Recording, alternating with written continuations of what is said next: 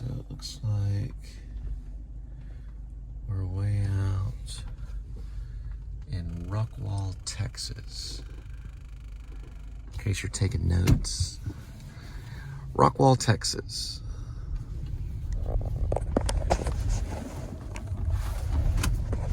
And I don't know, some guy way out there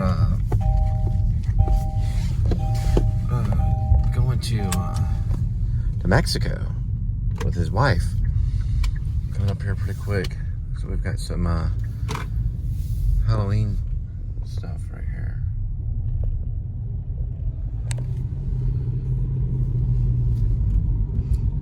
Well, he's getting ready to.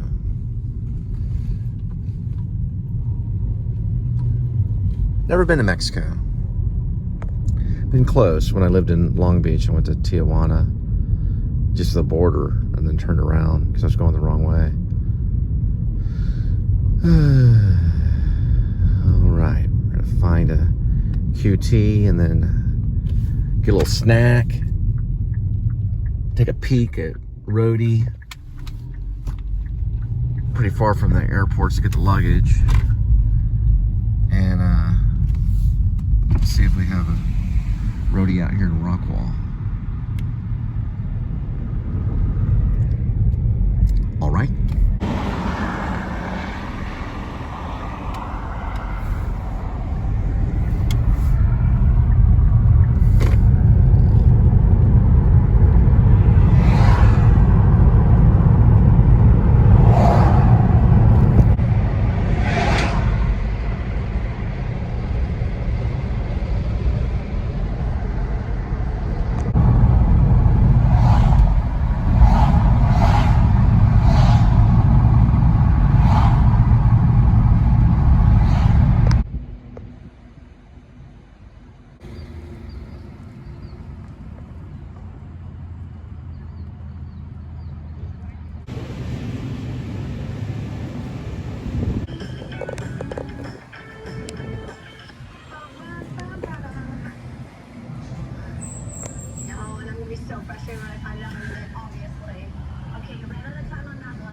Looks like it's a crescent there in the night. All right, so this snack break is brought to you by Munchie Salted Peanuts. I found this, which is Archer. It's 100% natural turkey.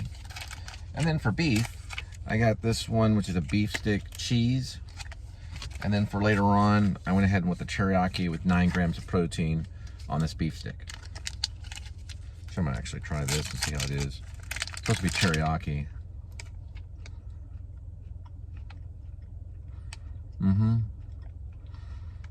Yeah, you can taste teriyaki.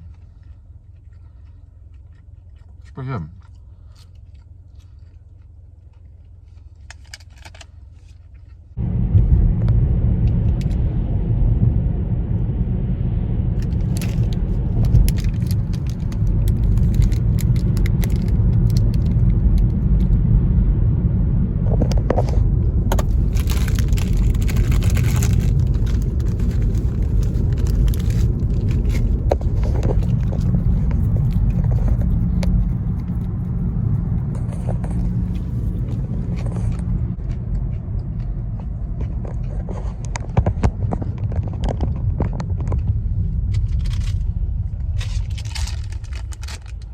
Yeah, they say salted on there.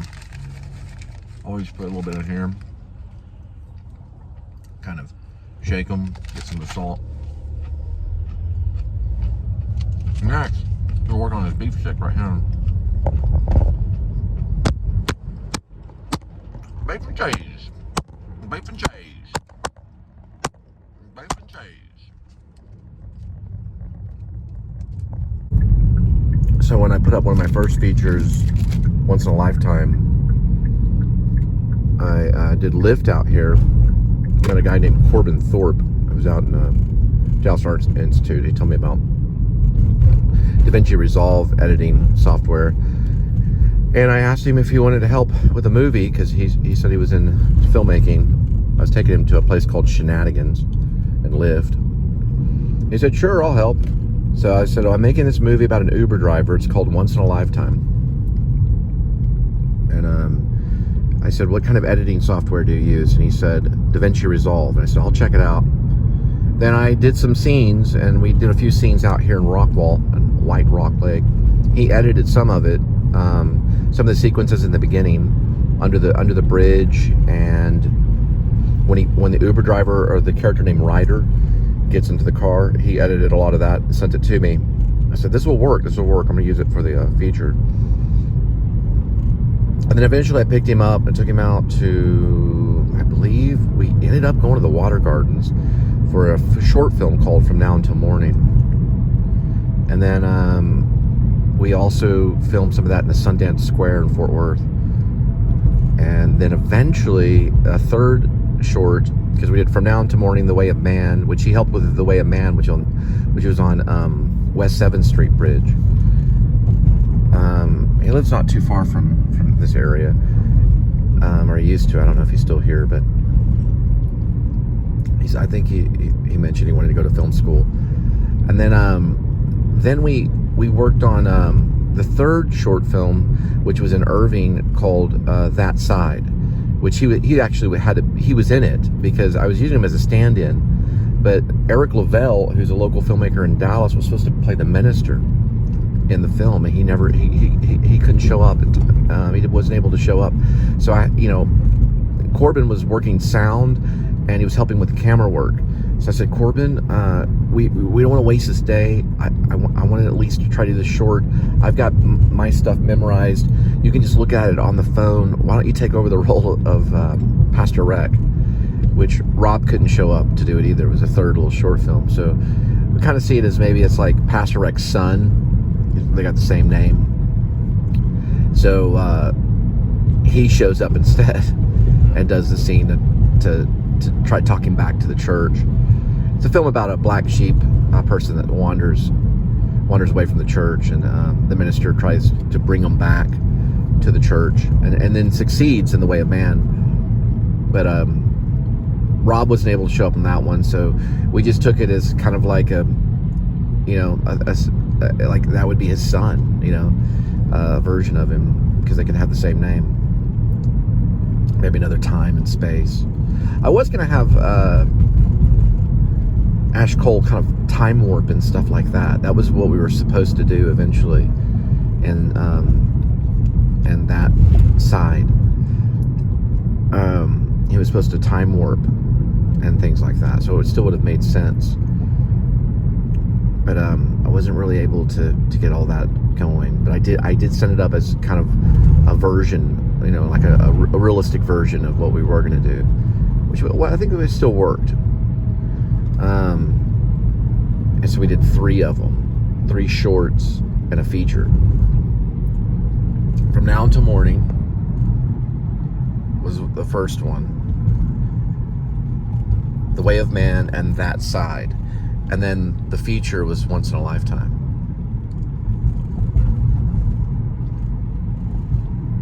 This is Rockwall. This is where Corbin was from. And I just met him through Lyft. It was just, I don't really know why I asked him about filmmaking. I told him about it, I guess. He looked kind of like a film major, and he turned out to be he had already made like his own short film. Was already doing stuff, already studying film. So it was just a happenstance, coincidence that I ran into him. I'm sure he's still doing stuff, still editing and doing stuff. I've seen one of his short films. It was pretty good. And anyway, we did that. It was a long time ago. It was like almost 4 years ago. I sent him an email not very long ago. But I don't know if he responded. He may be too busy. I was going to work on another project called Go, which was another short film that we were going to do in Fort Worth at the Omni.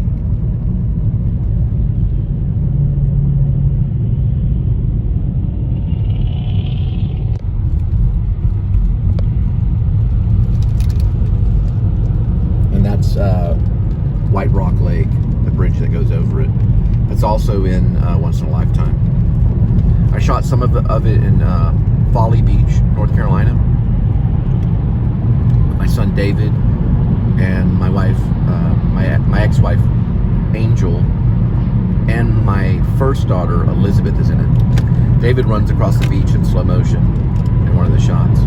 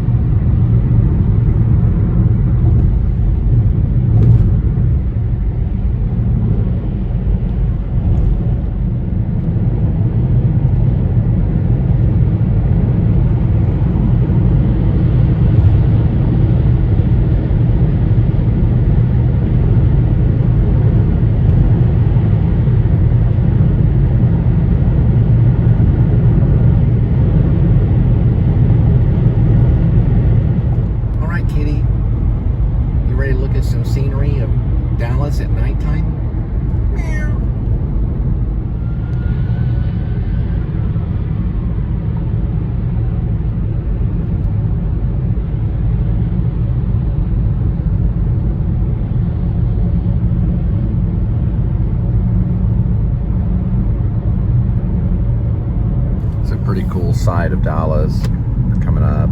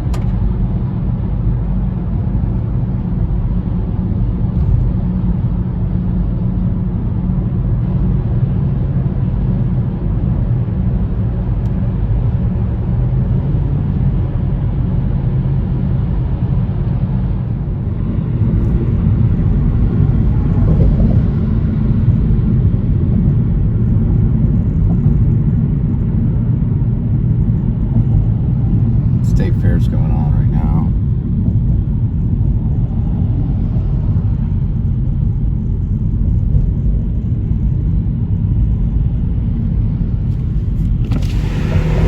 It's probably why the traffic.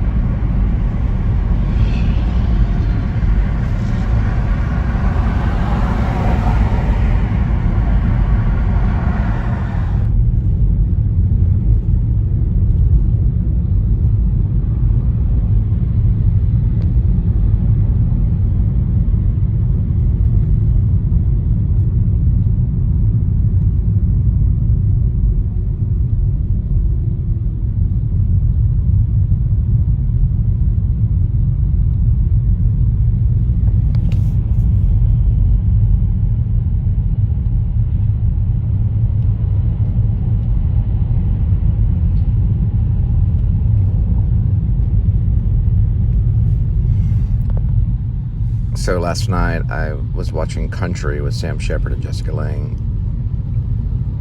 I did a play in high school called The Rivers and Ravines, and I played a character named John Harper, who later joins the bank.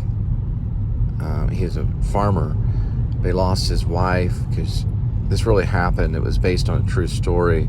Country might have taken a little bit from it, or the play took from Country. But the farmers back in the day were told to borrow and to get plenty of equipment and land and maybe cattle and sheep and agriculture to advance our society. And they were told to borrow from the banks. Well, there was a time in the 80s where the banks began to foreclose on farms. And farmers, you know, they were told within 30 days to pay back a great amount, and they couldn't swing it, and so they would end up having to sell all their equipment, all their farming tools, all their cattle and sheep, and sometimes even their land, just to get out of debt. And Tess Harper was the wife of John Harper. So, and so it was based on a real event. They were losing their land, and she decided to step in a barrel of fire. So she just basically made this fire in a barrel and burned herself. It really happened. It was an article, newspaper article. So the play Rivers and Ravines came about because of that tragedy of the farmers borrowing and losing everything. And I was watching Country, and it's not as bad as Rivers and Ravines, but I don't know a whole lot about Country. I do know that Sam Shepard was in it and Jessica Lange, and they do lose their farming equipment, and they have 30 days to pay back this huge debt that they've been borrowing. The FAH, it's the Farmer Association, were pressing down on them for them to pay back the loans, and they end up selling much of their sheep, cattle, and most all their equipment, and they end up, I think, paying back the loan, but they don't lose their land because they can always get a borrowed equipment. The land was like the most important aspect of it, because then they would, they'd be forced to probably sell the land and then move into like an apartment, like in maybe the suburbs or something, and change their entire lifestyle, which they could have done that, but that's not how the movie ends. They end up just barely making it at the end. I saw it last night. It was pretty good. I saw it once in high school too when we were doing the play. Willie Nelson actually met us when we were doing that play. We basically used one of his songs in the beginning of the play. And it was just a real weird experience as a young kid going through that. And realizing that your home is your body. The farmers, at least in Rivers and Ravines, a lot of them lost their land, lost everything. But that's just material. We learn as Christians, it's not about real estate. This is the Hunts Bridge right here. Margaret Hunt.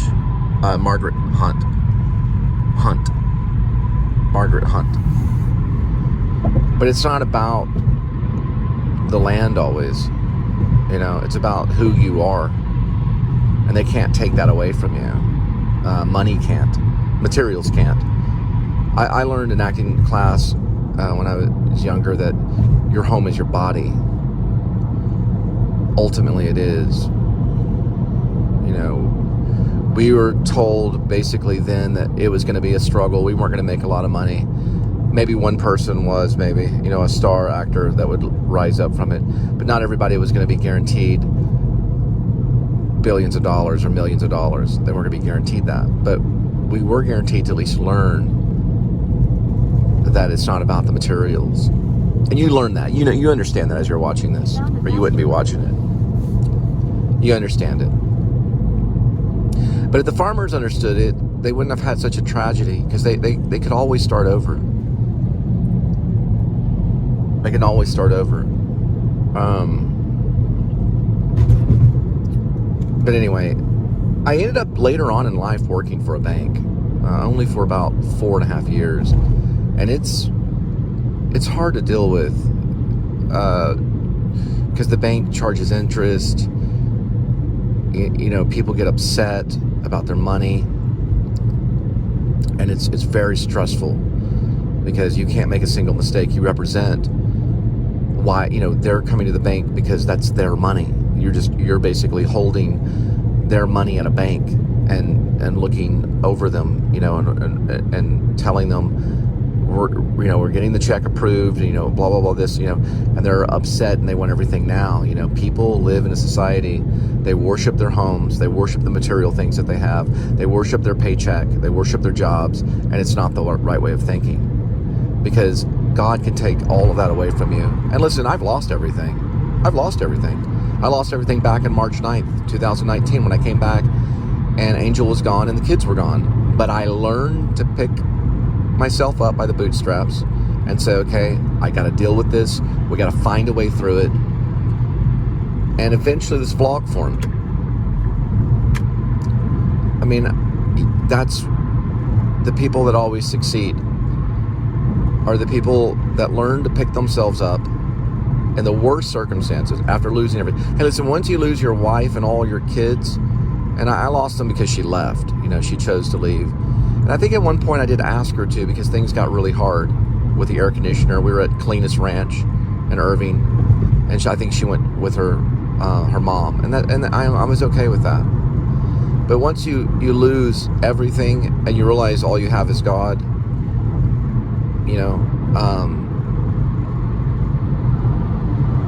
you can start over.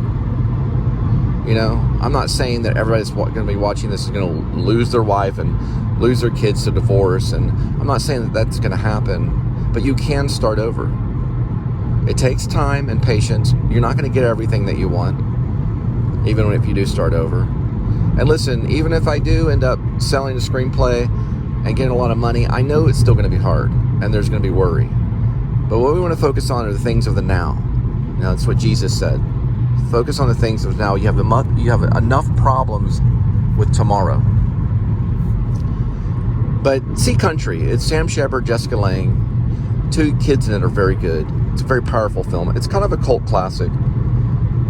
I think I saw the whole film last night for free on YouTube. I just searched it out. I saw it. I was like, hey, I'm going to watch Country again. We watched it for research back in the day when I was playing John Harper, and we were doing Rivers and Ravines. Let me watch it again. I watched it again. I even liked it more. I do miss Sam Shepard. He passed away a few years back from ALS. He was fighting that his whole life. I think that's why he abused alcohol as like a medicine. He was fighting ALS. I think it's also known as Lou Gehrig's disease. And he was such a strong, central character in the theater, a central person, and not even that, a playwright, a great playwright. Barry Child, True West, the late Henry Moss, War in Heaven, Ages of the Moon. He was a great writer. Action was a great play. Just so many great plays. He won a Pulitzer for Barry Child. He met Joe Chaikin in New York. Joe Chaikin took on his work and made him a famous playwright. And what was interesting is he wrote a lot of these crazy comical comic strip like plays, like Back Bog Beast Bait, and all these other like bigger than life plays. But his acting was so realistic. It was a dichotomy. Because Sam Shepard was always bigger than life. He was compared to Shakespeare. He was always bigger than life. But his acting was very subtle, very real to life. And it was such a dichotomy that as he presented himself as an actor was so much respect. I don't know if he was big with the actor studio. He is now. But I don't think in his current life he was really a member of really anything. He was kind of a lonesome guy, playwright.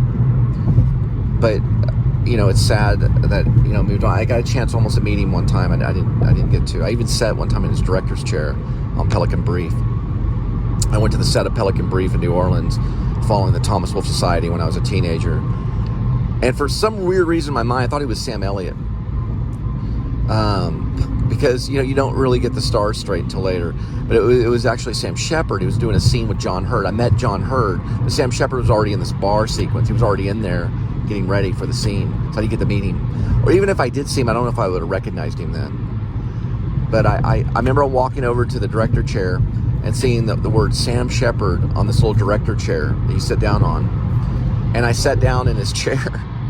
It was an interesting little moment. And then I got up, and that's when I met John Hurt, and I got his autograph on an airline ticket. I didn't know John Hurt was in After Hours. Martin Scorsese comedy. But anyway, I was just thinking of Country. Check out Country with Sam Shepard and Jessica Lange. It's a great film.